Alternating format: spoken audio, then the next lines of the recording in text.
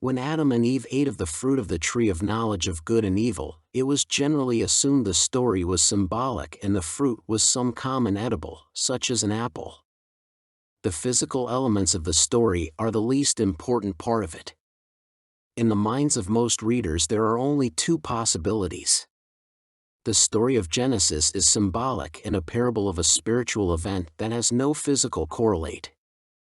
In this way of thinking, the story explains that at some point in time mankind offended God and caused a break in the relationship. In this scenario, the fruit has no special meaning and the tree only refers to something mankind was not to know or experience. The other possibility people consider is that the story is true, the garden a real place and the fruit was something real Adam and Eve were not to touch. In short, the common view is that the story is either true or not, and if not true, there is no point in trying to put much meaning on it. However, if it is true in the way people generally think it is true, it makes little sense. If the story is literally true, a lot of issues need to be resolved. Many of these surely appear insolvable. For example, if Eden was a real place, would it not have been found on earth, complete with angels and burning swords, even if it could not be entered? If not true, what does this mean for the rest of the Bible? However, there is another and third possibility. It might be that the persons who pose this dualistic quandary create the dichotomy, but do not have a clue as to what they are talking about. One could be more polite about the situation, of course, but the reality is that those who think in these terms are not spiritual persons. They do not live in the Spirit. The issue posed is a physical one created by fleshly beings thinking in fallen world terms. Below we will discuss what the story of Eden is about, really. It seems that few people understand the obvious. If man is to be reborn in the Spirit is our original estate. There are not three states of man. We were not created in sin and therefore were not created in the flesh. Eden is a place of the Spirit. The fall of Adam and Eve consisted of falling out of grace, which is falling out of a state in which they lived in faith. What could have happened? It certainly was not a corruption of the perfect Spirit, and it was not the flesh going from perfect flesh to imperfect flesh. The killing of the animals for a covering illustrates the flesh had become visible. Man was no longer spiritual and could be seen as flesh. Man's fall is man going from spiritual to physical, and this is accompanied by the ejection from the Garden of Eden, representing the spiritual realm, into the natural realm. Flesh cannot gain entry into the spiritual realm, thus, we need a rebirth, which is of course a dying to the physical world to be reborn in the spiritual world. The tree of the knowledge of good and evil had a fruit or a consequence. It bore something or produced something. But why would the knowledge of good and evil create a negative result? Is not all knowledge good? However, this is not just knowledge, it is the tree of knowledge of good and evil. Trees are systems or organizations. A system of knowledge about good and evils is ethics. The story of evil is the story of ethics and ethical systems that give rise to governments.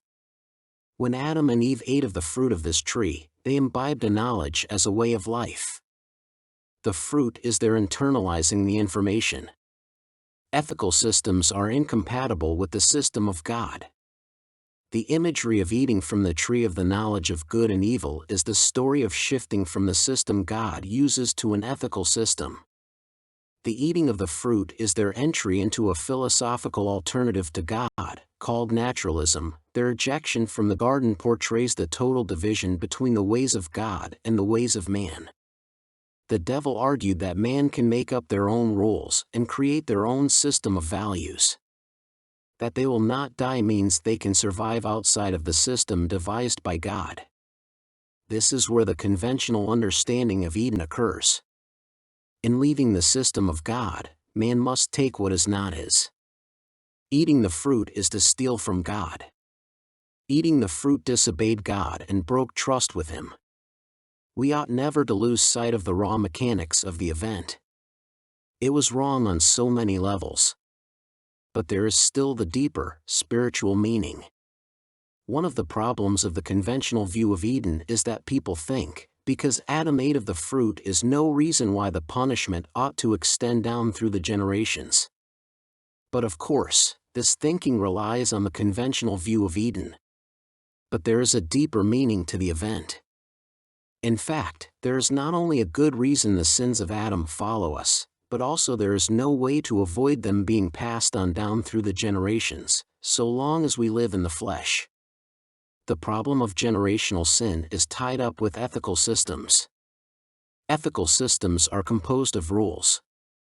A rule might be something we make up for our own use, but such rules do not rise to the level of being an ethical system. Ethical systems are rules and regulations that apply to a group. But obviously these rules are man-made. This goes without saying. But what rule can man make that all men can and will follow? The mere establishment of a rule will cause division. The rule does not exist that all persons will support or follow. This is why a rule without authority to enforce it is just opinion.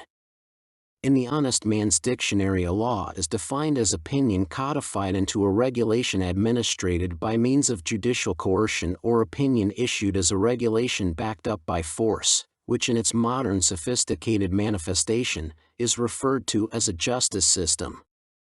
Without the power to enforce a law, the law remains an opinion. Herein is the problem, because the enforcement of the law is a costly proposition, and no one wishes to pay for others to direct and control them. So, the enforcement of the law creates social costs. The creation and regulation of legal systems requires a de facto government. Government represents a considerable cost to their subjects. Someone has to pay the administrative costs of government, and the government does not create wealth.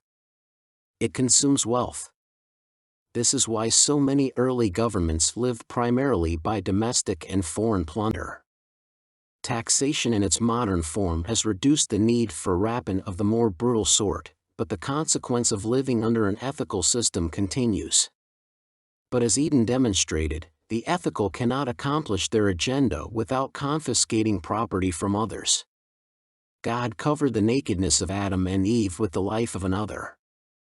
The flesh thinks God cannot see their nakedness, but it is them who are blind to the state they are in. It is us who are blind to the truth.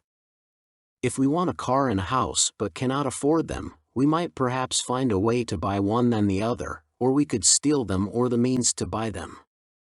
We would have a problem with finding a way to steal the resources needed to buy a house, but this is a different problem from finding a way to get them honestly.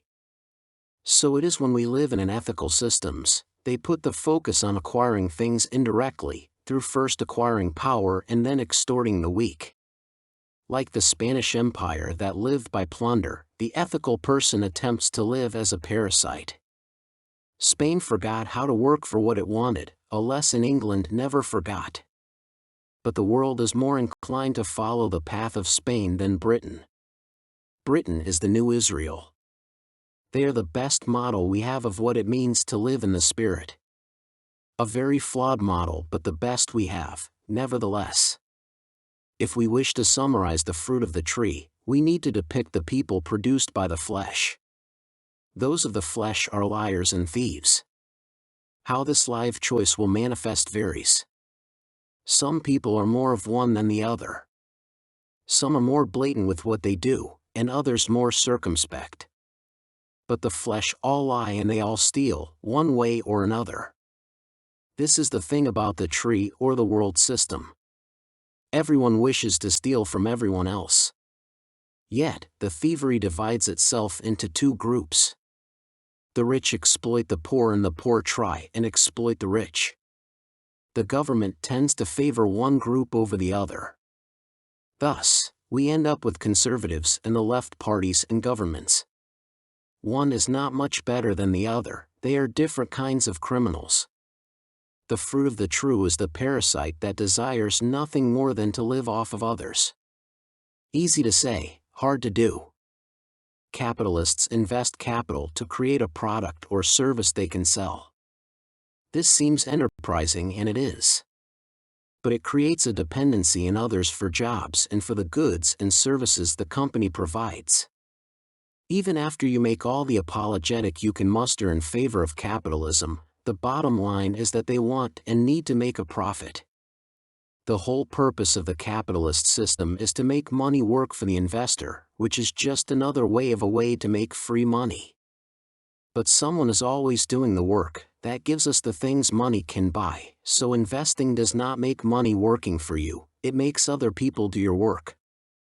One can dismiss Marx, but his basic argument is valid. Capitalism alienates the worker from the value of his labor. The poor are marginally worse that capitalist, as the only investment they wish to make is invalidating their inherent rights.